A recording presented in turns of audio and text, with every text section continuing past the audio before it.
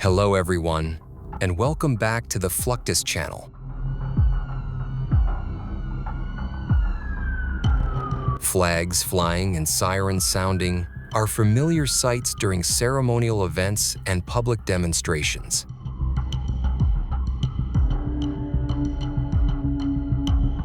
This is especially true for autocades or presidential motorcades, which follow strict protocols designed both to create an impressive display and to safeguard the president and all accompanying personnel.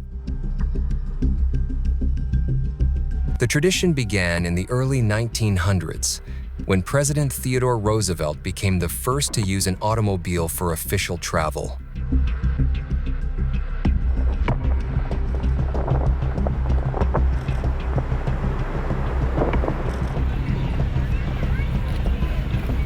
Over the decades, protection steadily increased, particularly after the Second World War with the arrival of armored limousines.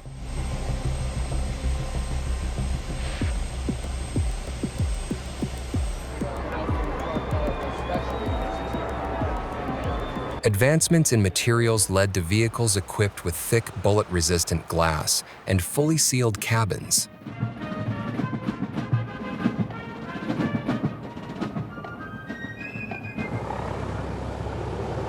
The current presidential vehicle, known as the Beast, was designed and built by Cadillac and includes a wide range of defensive systems along with the capability to provide medical support, even carrying stored blood for emergencies.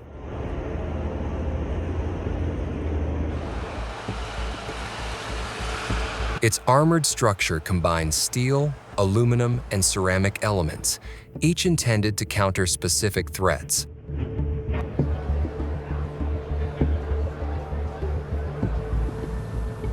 Similar but less extensive technology is applied to the remaining vehicles in the presidential motorcade, which usually includes 40 to 50 cars in total.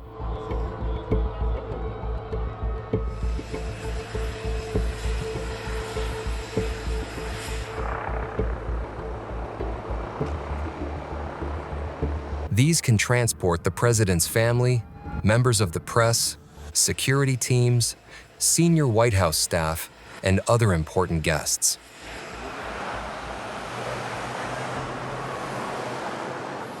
This extensive protocol is created, refined, and enforced by the Secret Service, which serves as the primary authority responsible for organizing the caravan. These services go beyond national affairs by also managing the movements of the country's senior officials when they travel abroad to attend events, such as the G7 summit.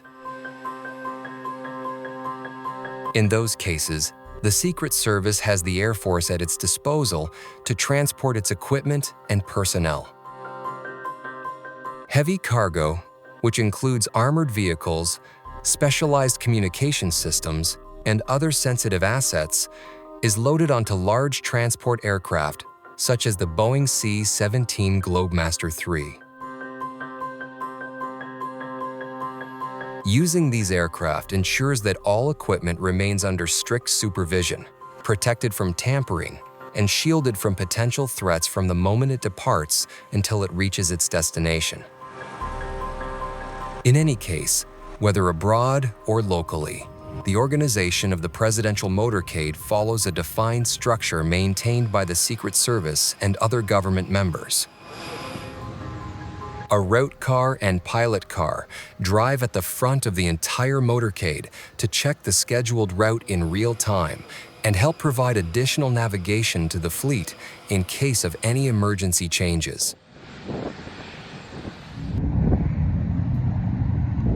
They are followed up by the lead car, who works as the brain of the operation and is the decision-maker for the pack.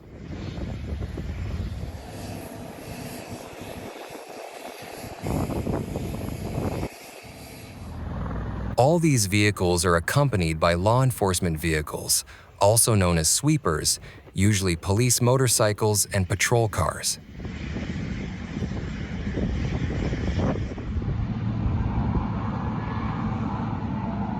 They keep the road clear so the motorcade can maintain a constant speed.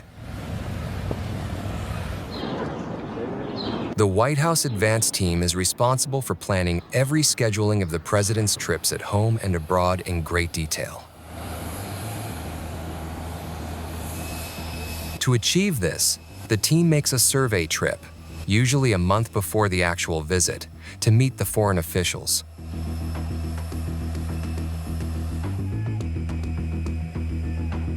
A site survey is made to select all the potential locations the president could visit, creating the base schedule.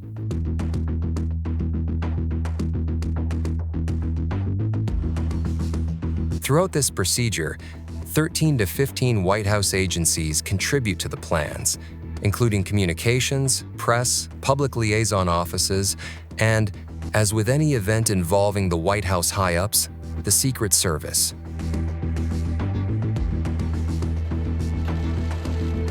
Once the president's travel itinerary is established, an advance team arrives at the locations to stay until the arrival of the main group.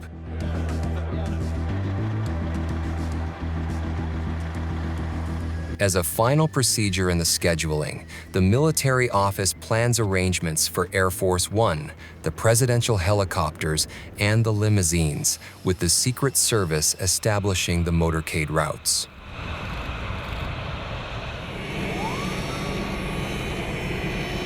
Thus, for these high-profile trips, one of the most vital assets is Air Force One, the official call sign for any U.S. Air Force aircraft carrying the President of the United States.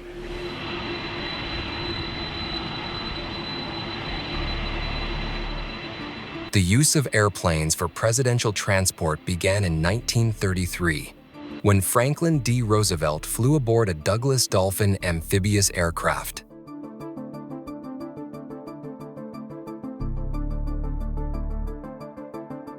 The post-war years brought rapid advancements in aviation. Jet engines soon replaced piston-powered designs, marking a major leap in speed and safety.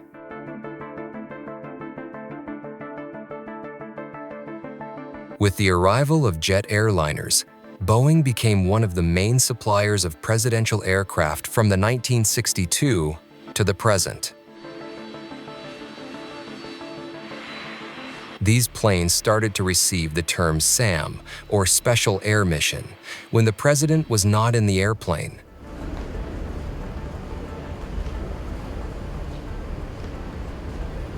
For example, the latest plane used by Air Force One is the Boeing VC-25, a heavily modified 747-200B, and is codenamed SAM 28000. Still, among all the aircraft used as presidential transportation, one of the most emblematic is the historic SAM 26000.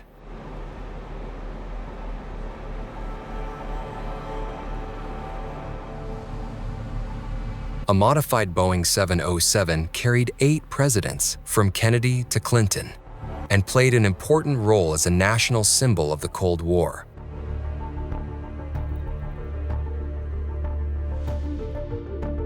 Its iconic fuselage color design was developed by First Lady Jacqueline Kennedy and famous industrial designer Raymond Loewy.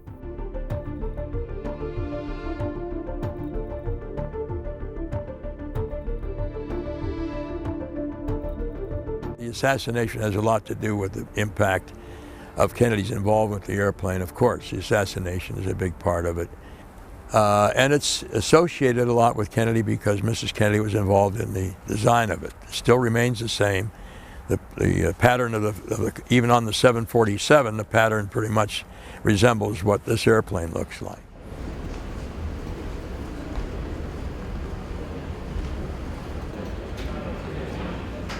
Its interior was equipped with all the necessary instruments for the president to carry out his job while flying.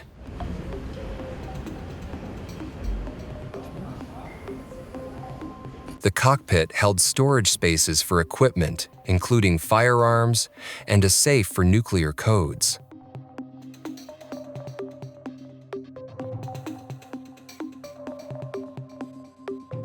A communication station allowed the president and other key figures to communicate globally, while its presidential galley was used as a catering area for the president and his staff.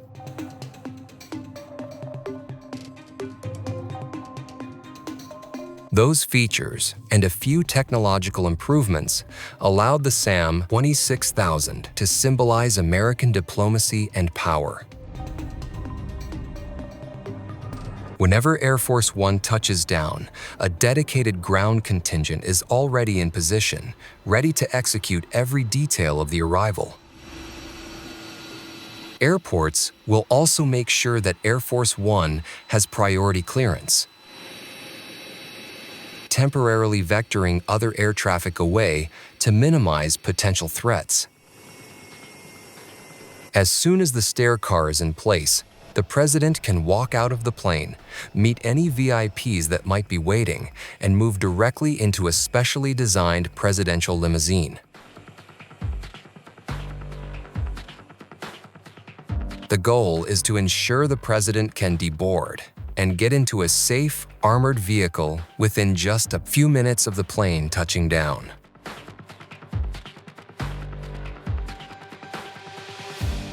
The level of coordination between the waiting convoy, the pilot, and the airport team is quite impressive.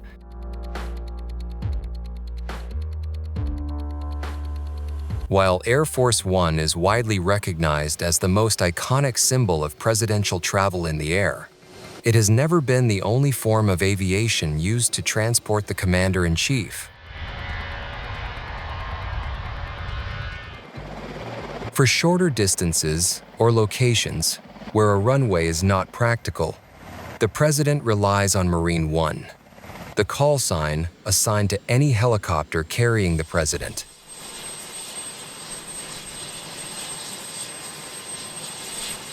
Marine Helicopter Squadron 1, known as HMX-1, is tasked with transporting the president and vice president aboard the iconic Marine One helicopter. Since the start of the Cold War, several presidential helicopters have flown, from the Bell UH-13J Sioux to the Sikorsky UH-34 Seahorse. Since the Air Force only operated smaller-sized helicopters, the U.S. Army and Marine Corps assumed responsibility. This led to the creation of the Marine Helicopter Squadron 1, or HMX-1. The latest aircraft can fly more than 150 miles per hour, featuring ballistic armor and anti-missile countermeasures. This is enhanced by their electromagnetic pulse protection in the event of a nuclear explosion. HMX pilots receive special training to have the finest personnel to operate the aircraft.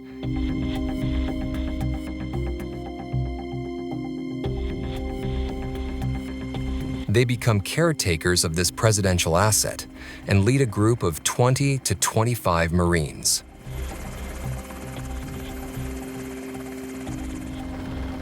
Pilots getting to come here, I think, really get to experience marine aviation the way that you thought it was going to be when you're in flight school. You show up as a captain or a major, and once you become qualified in the helicopters, you have the potential to take those helicopters on the road by yourself as the OIC for a trip to, anywhere here in the United States.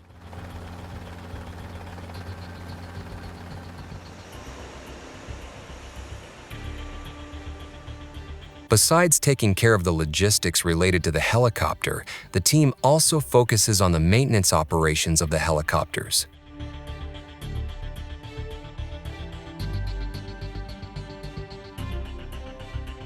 With their maintenance center in Quantico, the crew can work on almost any aircraft. The various means of transportation used by the president serve a purpose far greater than simply moving the nation's leader from one location to another.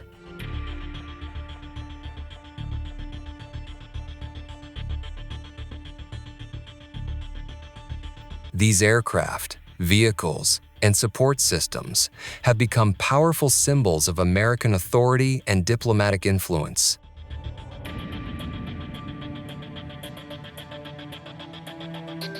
Instantly recognized around the world, their presence communicates stability, capability, and the reach of the United States government wherever they operate.